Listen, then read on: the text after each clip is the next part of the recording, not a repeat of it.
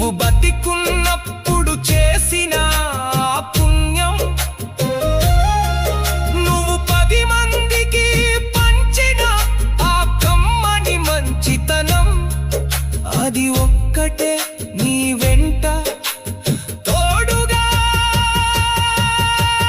వస్తుందిరా. నీదనేది ఏదీ లేదు, నీతో వచ్చేది ఏదీ లేదు.